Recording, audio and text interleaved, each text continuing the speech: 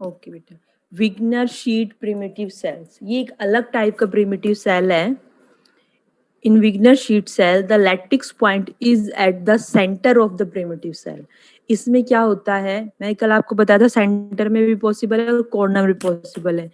ऐसा primitive cell जिसके centre में लैटिक्स पॉइंट होता है, that is known as the Wigner Seitz primitive cell. ठीक है, ये एग्जाम में बहुत बार पूछा जाता है, विग्नर शीट प्रिमिटिव सेल क्या है। विग्नर शीट प्रिमिटिव सेल वो सेल है जिसमें lattice point is at the centre of the primitive cell, where in conventional primitive cell lattice points are the corner. इससे पहले आपने डेफिनेशन पढ़ी है कि लैटिक्स पॉइंट के कॉर्नर पे लैटिक्स पॉइंट्स जितने भी होते हैं कॉर्नर पे होते हैं किसी प्रिमिटिव सेल के, तभी हम उसे प्रिमिटिव सेल कहते हैं। बट अगर सेंटर में भी हो और वन हो तो भी वही प्रिमिटिव सेल होगा, that is known as a Wigner Seitz primitive cell. फिर क्वेश्चन आता है how to draw the Wigner Seitz method, आप इसको कैसे ड्रॉ करोगे। तो सबसे सिंपल मेथड है, ध्यान से बेटा म्यू ये 5968 कौन है, आप प्लीज अपने आप को म्यूट रखे, जब आपको कुछ बोलना है तभी अनम्यूट करें, पूरी क्लास डिस्टर्ब होती है। ठीक है, Wigner Seitz method, विग्नर Seitz method क्या, ध्यान से सुना। इस फिगर में ये सिंपली जो रेड कलर के हैं सारे लैटिक्स पॉइंट है, मैं इन लैटिक्स पॉइंट में से कोई भी आर्बिट्री एक पॉइंट चूज कर लूंगी, कोई भी है, इसमें मैंने ये किया है, पर मैं इधर भी कर सकती हूँ, इधर भी, कोई भी। ज्योति यू हैव एनी डाउट, ज्योति ने हैंड रेज किया है, गलती, नो डाउट, ओके बेटा ठीक है। रेड कलर्स के मेरे लैटिक्स पॉइंट है, इनके बीच में से मैं कोई भी एक पॉइंट चूज कर सकती हूँ। सपोज करो मैंने ये पॉइंट चूज किया, अब मुझे क्या करना है, फर्स्ट मैंने पॉइंट चूज किया, फर्स्ट स्टेप लैटिक्स पॉइंट में से कोई भी एक पॉइंट चूज कर लिया।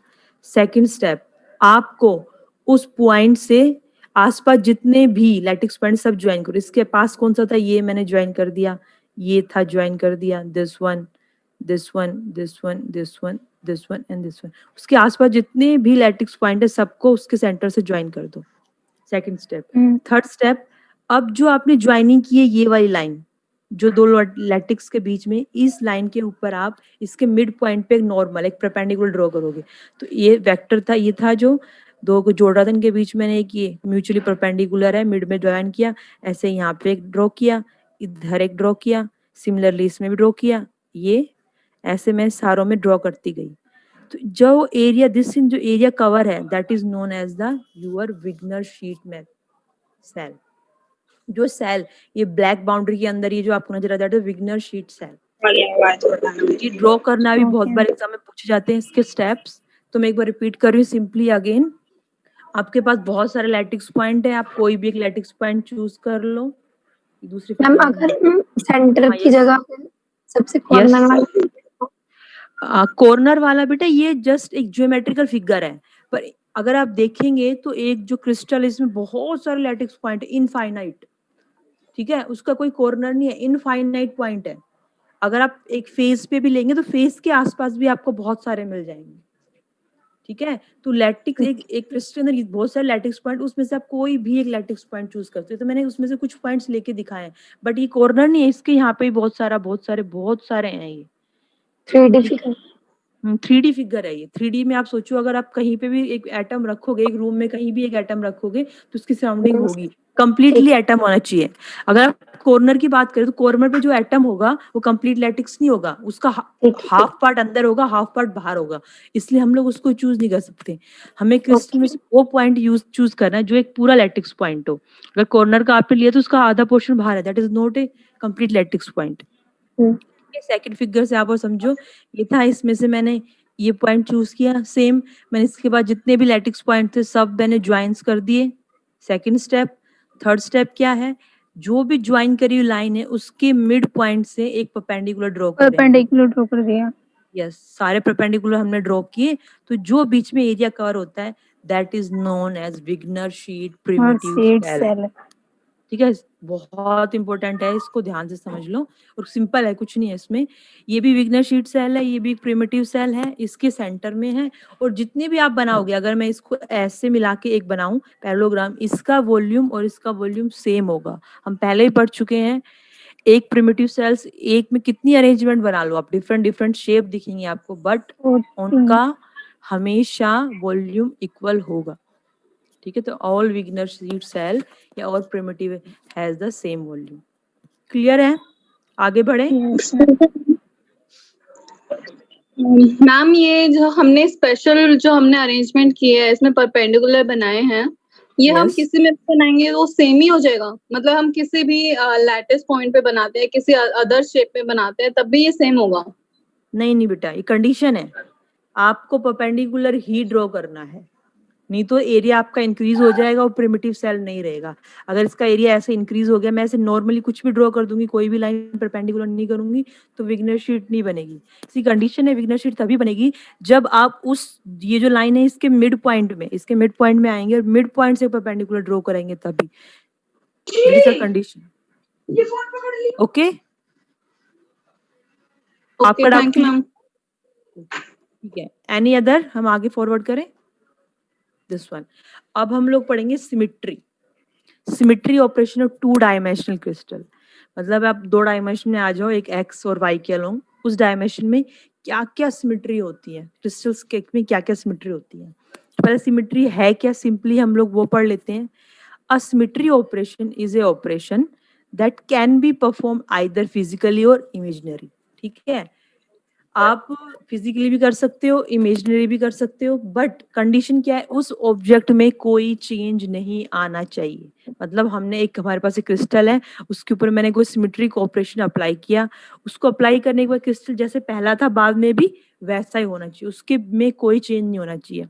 सपोज करो मेरे पास एक रेक्टेंगल है, उसको मैंने 2 पार्ट्स में काट दिया, काटने के बाद क्या बन गया, मेरे पास अगेन 2 रेक्टेंगल्स आ गए और दोनों क्या है, सिमिलर है, और उनको वापस में ज्वाइन कर दूंगी, मेरे पास सेम वही रेक्टेंगल आ जाएगा। That is a condition of symmetry. A symmetry operation is one which carries the crystal structure into itself. वो दोबारा खुद ही आ जाता है। Leave the crystal and environment invariant. उसके चारों तरफ का environment और क्रिस्टल में कोई चेंज नहीं होनी चाहिए। चेंज मतलब उसकी प्रॉपर्टी चेंज नहीं होनी चाहिए, ना ही फिजिकली होनी चाहिए, ना ही उसकी केमिकल प्रॉपर्टी चेंज होनी चाहिए, तभी हम बोलेंगे this crystal is a symmetrical crystal.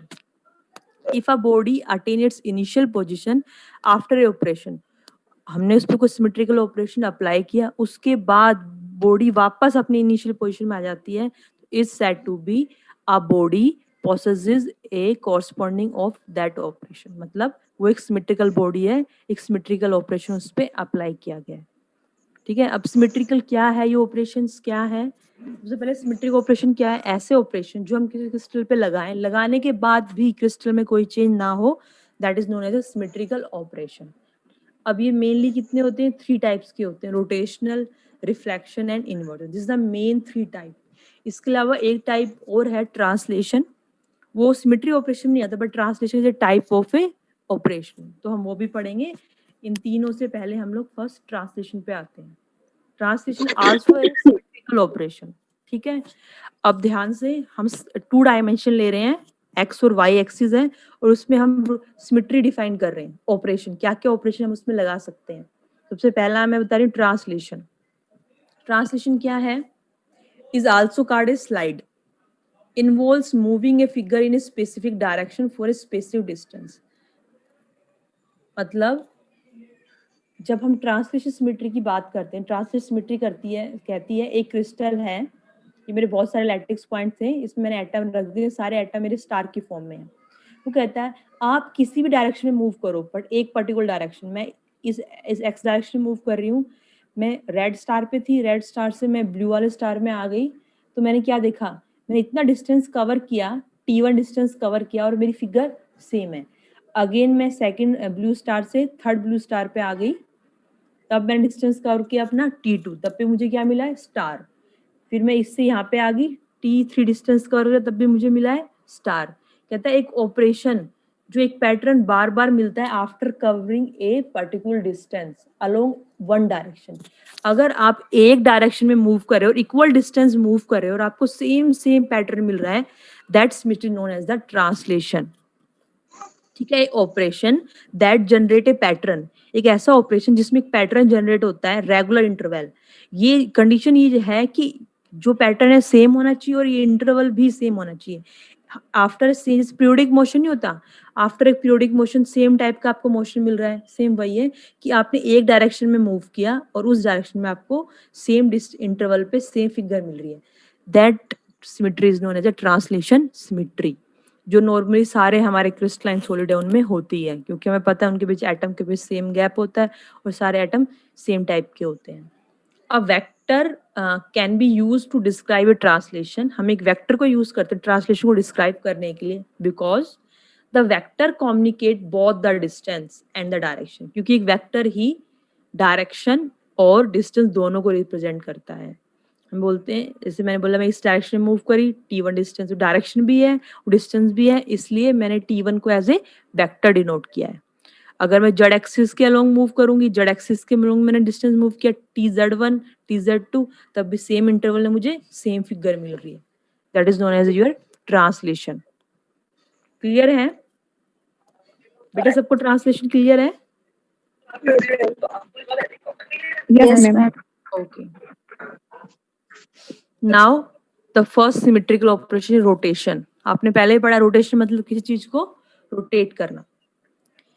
If a body remain invariant, Rinku कुमारी ने हैंड रेज किया, बेटा कोई डाउट है आपको? Any doubt? Okay. If a body remain invariant after rotation through an angle phi, कह रहा है कि हमारे पास एक बॉडी थी, हमने फाई एंगल उसको रोटेट किया, उसके बाद भी हमें सेम बॉडी मिल रही है, that is known as the rotational symmetrical body. Simply है, मेरे पास एक सर्कल है, मैंने उसको रोटेट किया, मुझे दोबारा सर्कल मिला, फिर रोटेट किया, फिर सर्कल लिया, मतलब क्या है उसके अंदर रोटेशनल सिमेट्री।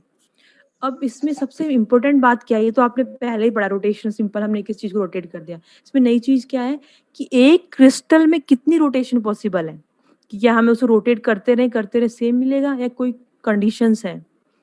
सबसे पहली कंडीशन ये क्या है, if a crystal retain its identical after rotation 360 by n, हम 3 अबाउट इन एक्सिस, n क्या है, एक्सिस है, the crystal set possess n fold rotation symmetry. हमारे अकॉर्डिंग एक क्रिस्टल में n फोल्ड रोटेशन हो सकती है, हम 360 बाय n, सपोज अगर मैं n की वैल्यू लेती हूँ 1, 360 बाय 1 मतलब 360, that is known as the one fold rotation. ये वन फोल्ड n की वैल्यू डिफाइन करता है।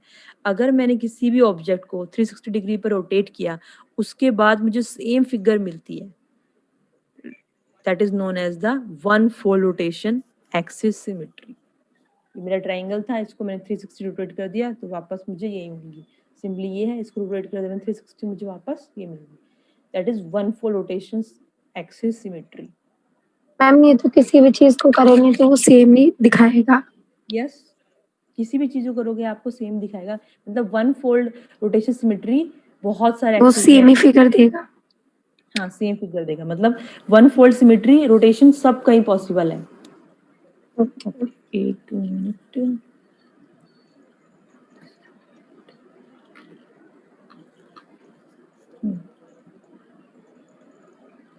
अब देखते हैं, सेकंड है two fold rotational axis. Two fold rotational axis में क्या है कि ऐसे object, if an object appear itself after 180 degree rotation, that is twice in 360 rotation, that is said to be two-fold rotational axis। मतलब अगर कोई भी फिगर हम उसको रोटेट करते हैं कितने बार, 180 डिग्री, तो हमें सेम फिगर मिले, that is known as a two fold rotational symmetry.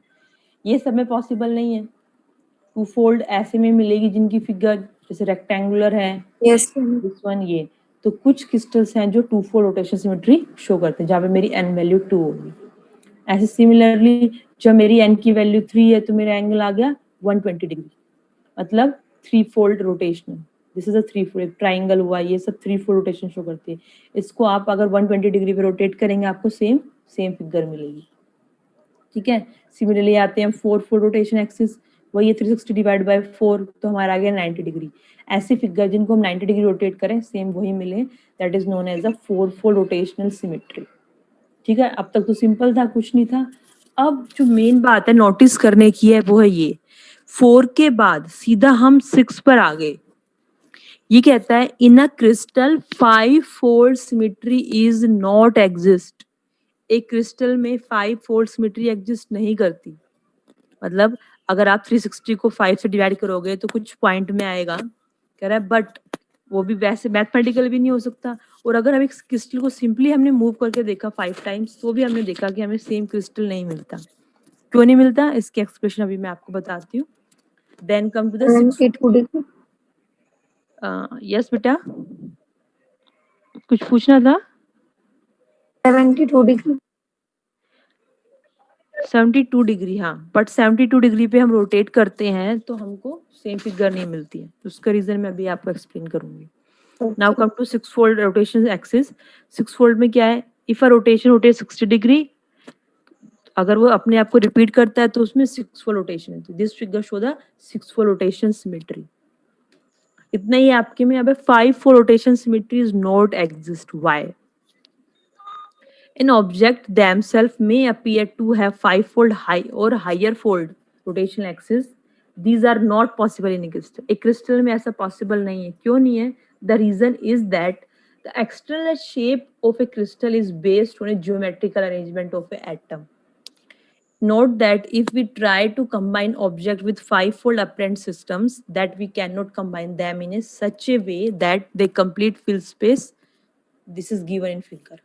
अब ये क्या कह रहा है? ये कह रहा है हम 2 डायमेंशनल सिमेट्री की बात कर रहे हैं, ठीक है, 2 डायमेंशनल क्रिस्टल की बात कर रहे हैं। कह रहा है अगर आप कोई फिगर लेते हो 5 फोल्ड, जैसे मैंने एक पेंटागन ले लिया, मेरा पेंटागन है, ठीक है, हमारा मोटिव क्या है, इसको मैंने 5 बार रोटेट किया, सेम मिलना चाहिए। बट जब मैं ऐसे 5 फोल्ड रोटेशनल सिंपल जो क्रिस्टल लेती हूँ, Sonam Yadav, mute your self, जब मैं इस टाइप के 5 फोल्ड सिमेट्री वाले जो एटम्स हैं, जो शेप्स हैं, वो लेती हूँ, उनको कंबाइन करके लास्ट में मुझे क्या बनाना है, अपने क्रिस्टल बनाना है। पर जब मैं क्रिस्टल बनाती हूँ तो वो एक कॉम्पैक्ट नहीं होता, उसके बीच में स्पेस हो जाता है। अगर मैं इनको ऐसे ज्वाइन करूंगी तब भी देखो बीच में स्पेस है, ऐसे ज्वाइन किया तब भी इसके बीच में वैकेंट स्पेस है।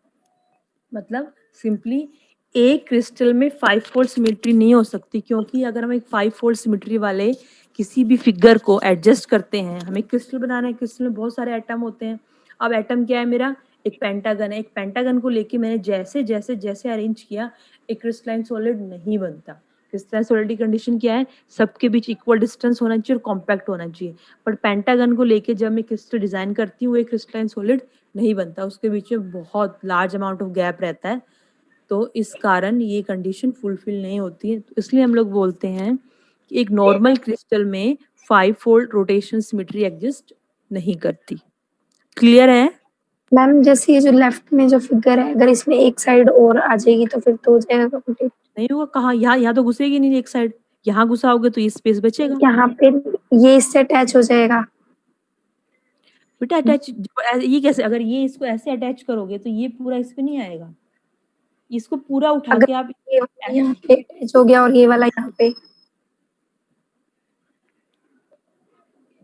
इसको आप इसको फिगर यहाँ बना, पे किया, इसको बेटा आप यहाँ पे कर दोगे, देखो ठीक है, और इसको इसको यहाँ पे, तो यहाँ पे स्पेस बच जाएगा, तो यहाँ पे स्पेस बच जाएगा। लगा ये के देखो। वाला, नहीं हाँ आप लगा के देखो, आपके पास अगर नोटबुक है तो बना के देखो। अगर आप इसको उठा के यहाँ लगा दोगे ना, आप कह रहे हो इसको उठा के मैंने यहाँ लगा दिया, तो फिर यहाँ ये पे दोनों बच जाएंगे, एक ये और एक ये। हाँ, तो यहाँ पे स्पेस बच जाएगा। आप कैसे भी अरेंजमेंट कर लो, अगर आप इसको यहाँ लगाओगे तो यहाँ स्पेस बनेगा, इसको यहाँ लगाओगे तो यहाँ स्पेस बनेगा। अभी हमें तो पूरा क्रिस्टल फॉर्म करके देखना है कि पूरा क्रिस्टल जो बनेगा, तो एक सिंपली एक क्रिस्टल का छोटा सा पार्ट बना के दिखाया गया आपको। बट ऐसा जैसे ये पैटर्न है, ऐसा सेम पैटर्न यहाँ पे भी होगा, इधर भी होगा, इसके ऊपर भी होगा, इसके नीचे भी होगा। इसने एग्जाम्पल के लिए 4 पैटर्न लिया है, ठीक है, एक सिंपली उसने एक यूनिट सेल निकाल लिया 4 का, बस ये बात है। मैं समझ पाई आपका क्वेश्चन कि नहीं बेटा? थोड़ा रिपीट करो, डाउट है रिपीट करो, एक्सप्लेन करती हूँ क्या डाउट है आपका। मैम मेरे से बोलना नहीं जा रहा, मेरी थोड़े गले में प्रॉब्लम हो रही है। अच्छा कोई बात नहीं, आप बाद में पढ़ के जब भी आप हो आप मुझसे ठीक है पूछ लेना, मैसेज करके व्हाट्सएप पे कॉल करके, ठीक है। ठीक है। तो बाकी सब लोग क्लियर है, आगे मूव करें। बेटा इसका मैथमेटिकल प्रूफ भी है, ठीक है, मैथमेटिकल प्रूफ मैं आपको हैंड रिटन दूंगी। क्योंकि यहाँ पे मैथमेटिकल कुछ बहुत सारी ज्योमेट्रिकल फिगर वो है उस मैथ में नोटेशन, वो पॉसिबल नहीं है शो करने, तो मैं उसका हैंड रिटन करके आपको उसकी पीडीएफ बना के मैं शेयर कर दूंगी। ठीक है, यहाँ पे एक्सप्लेन कर भी दूंगी और वहाँ पे आपको शेयर कर दूंगी, तो इसका मैथमेटिकल्स आप वहां से देख लेना। तो फिजिकली है कि फिजिकली क्यों पॉसिबल नहीं है, पर इसका मैथमेटिकल प्रूफ भी है, मैथ्स भी बोलता है कि इट इज नॉट पॉसिबल। ठीक है। Next one is a reflection. ये मेरा रिफ्लेक्शन है, रिफ्लेक्शन सिमेट्री। रिफ्लेक्शन सिंपली वही है, आपने पहले पढ़ी है। क्या है रिफ्लेक्शन सिमेट्री? रिफ्लेक्शन सिमेट्री क्या है? किसी अगर भी symmetry symmetry with respect to axis और ए लाइन, मतलब मैंने ये मेरे पास एक स्क्वायर था, मैंने इसके एरोइंग लाइन ड्रॉ दी, तो रिफ्लेक्शन मतलब मुझे सेम चीजें मिली। जैसे बटरफ्लाई है, बटरफ्लाई को मैंने एक टाइप से मिरर इमेज कह सकते हो, इसको मैंने क्रोट बीच में से एक पार्ट ड्रॉ किया, जितना इधर था उतना इधर। मतलब अगर मैं किसी चीज को ब्रेक कर दूं टू पार्ट्स में, ठीक है, तो दोनों क्या होनी चाहिए? सिमिलर होनी चाहिए, एक दूसरे की मिरर इमेज होनी चाहिए। तो टी को मैंने डिवाइड कर दिया टू पार्ट में, सेम उसका रिफ्लेक्शन है। ये एक्स एग्जांपल, ये भी हाफ में डिवाइडेड एक्सप्रेशन है। किसी में वन एक्सिस सिमेट्री हो सकती है, जिसमें सिर्फ एक, इसको सिर्फ एक साइड से काटोगे तभी आपको रिफ्लेक्शन सिमेट्री मिलेगी। इसमें बहुत सारी रिफ्लेक्शन सिमेट्री एक्सिस हैं, 1 2 3 4, इन फोरों साइड से हम इसको कट करेंगे तो हमें सेम एक्सिस मिलेगा। किसी में 2 होती है, जैसे इस वाले फिगर में 2 है, किसी में एक भी नहीं होती। ठीक है, बट हमें क्या बात करनी है? Reflection symmetry. सिमेट्री जो मिरर इमेज है कि हम उसको एक्सिस के अलोंग अगर ब्रेक करें तो हमें सेम फिगर मिले, दोनों पार्ट सेम हो। A line can draw of the object such that when one side is flipped on the line, the object formed is congruent. जैसे congruent triangles पढ़ी है आपने, congruent करना मतलब सेम उस जैसे हमें फिगर मिले, that is known as a reflection symmetry। पहले भी आपने पढ़ा है, सिंपल है ये, क्लियर? यस।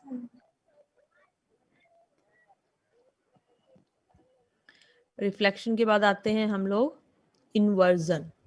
इन्वर्जन, ठीक है, इस इन्वर्जन को सिंपल आप समझना, इन्वर्टेड इमेज मिलती है हमें। मतलब अगर मैं किसी क्रिस्टल में एक आर पॉइंट ऊपर जाती हूँ, वाई एक्सिस के अलोंग आर पॉइंट ऊपर जाती हूँ, मान लो ये मेरा ओरिजिन है, आर पॉइंट में ऊपर गई, इस ओरिजिन से अगर नीचे में माइनस आर पॉइंट पे आती हूँ तो भी मुझे सेम पैटर्न मिलना चाहिए। एक लैटिस के सेंटर से मैं 2 सेंटीमीटर गई ऊपर, मुझे एक पॉइंट मिला, उसी सेंटर से अगर मैं -2 सेंटीमीटर नीचे आती हूँ तब भी मुझे सेम पॉइंट मिलना चाहिए, सेम ऑब्जेक्ट मिलना चाहिए। That is known as the inverse, मतलब इन्वर्टेड। जैसे फिगर में दिखाया गया है, ये मेरा सेंटर था, इस सेंटर से मैं ऊपर गई तो मेरी कुछ ऐसी फिगर थी, और इसी सेंटर से अगर मैं नीचे माइनस डायरेक्शन में जाती हूँ तो भी मुझे सेम फिगर मिलना चाहिए। ठीक है, that is known as the inversion symmetry. It the operation congruent or does it create the एंथोटिक पेयर्स? ठीक है, सिंपल है इन्वर्जन मतलब जितना प्लस एक्सिस में जाओ माइनस एक्सिस जाने में भी आपको सेम मिले। इसके बाद आता है कि रिफ्लेक्शन और इन्वर्जन में कंफ्यूजन ना हो। रिफ्लेक्शन क्या है? दूसरे की मिरर इमेज है, और इन्वर्जन क्या है? उसकी इन्वर्टेड इमेज है, एक ऊपर थी और उसके नीचे मिली। तो हमेशा इन्वर्जन में हमें इन्वर्टेड इमेज मिलती है और रिफ्लेक्शन में हमें मिरर इमेज मिलती है। दोनों ऑपरेशन एक दूसरे से डिफरेंट है, ये मिरर इमेज है और ये हमारा inverted image, that is the inversion. इसके अलावा इसमें, यहाँ तक कोई डाउट बेटा? No ma'am. ठीक है, इसके बाद आता है एक लास्ट, इसमें एक है ग्लिड। This is a ग्लिड। ग्लिड क्या होता है? Glide the combination of two symmetric operation, reflection and translation.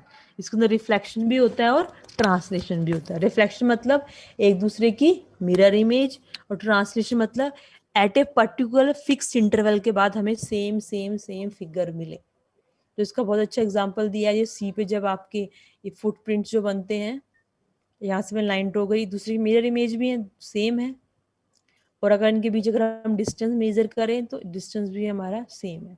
तो एक ऐसा क्रिस्टल जो रिफ्लेक्शन और ट्रांसलेशन दोनों सिमेट्री फॉलो करे, that is known as the your ग्लिड।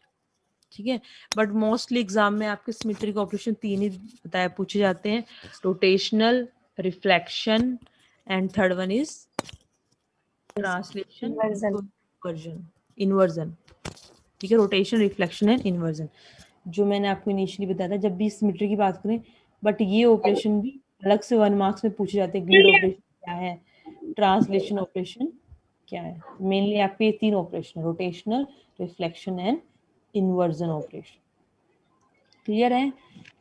तो सबसे मेन पॉइंट आज हमने क्या क्या पढ़ा? हमने विग्नर शीट प्रिमिटिव सेल पढ़ा कि विग्नर शीट प्रिमिटिव सेल क्या है और कैसे ये डिजाइन होता है। उसके बाद हमने बेटा म्यूट कौन है जो बीच में? प्लीज आप है ना बोलने के बाद अपने आप को म्यूट कर दीजिए।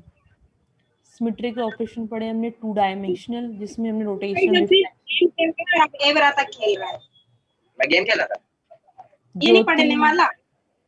ज्योति ज्योति म्यूट योरसेल्फ।